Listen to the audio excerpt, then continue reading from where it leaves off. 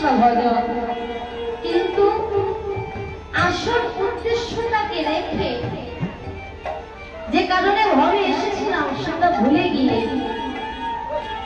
শুধু মায়ামোহে ডুবে কৃষ্ণকে বাদ দিয়ে তোমাকে ভুলে গিয়ে এহেন ক্ষণস্থায়ী সংসারে মন সমর্পণ করেছি।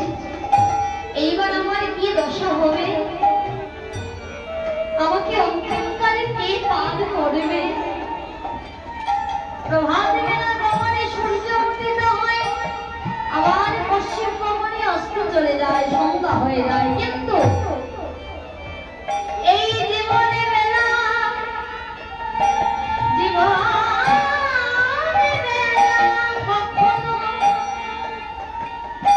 এই জীবনে বেলা কখনো জীবনের দুপুর বেলাতেও চলে যায়। এই জীবনে বেলা কখনো জীবনের সকাল বেলাতেও চলে যায়। সবাই তো আর 100 বছর বাঁচে না, তাই না? হ্যাঁ, তাই আর বিলম্ব করলে চলবে না।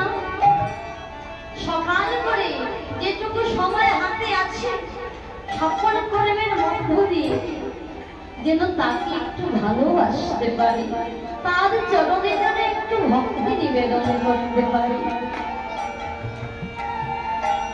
আমরা যখন সকল কর্মের মধ্য দিয়ে ঠাকুর করে বসে ভগবানের চরণে গিয়ে প্রণাম করি, তখন আমাদের হৃদয়টা যেন শীতল হয়ে যায়।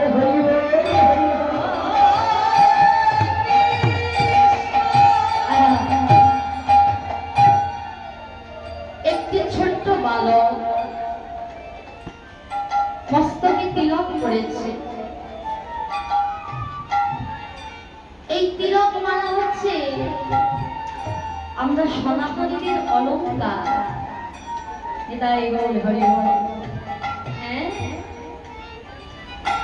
আমি যে প্রভু, আমি প্রভুর দাস, আমি প্রভুকে ভালোবাসি, তার প্রমাণ।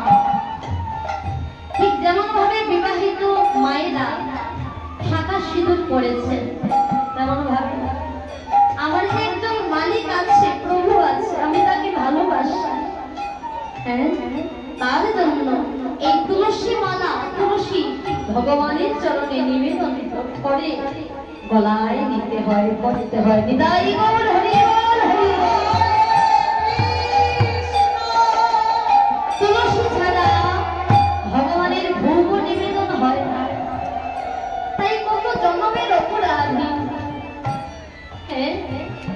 গোবিন্দ কিভাবে কৃপা করবে যে চরণে পাওয়ার জন্য যুগে ঋষি মুনিরা যোগ যোগ ধরে ধ্যানে তপস্যা করছে। তাই গোবিন্দ তুলসীকে অনেক ভালোবাসে।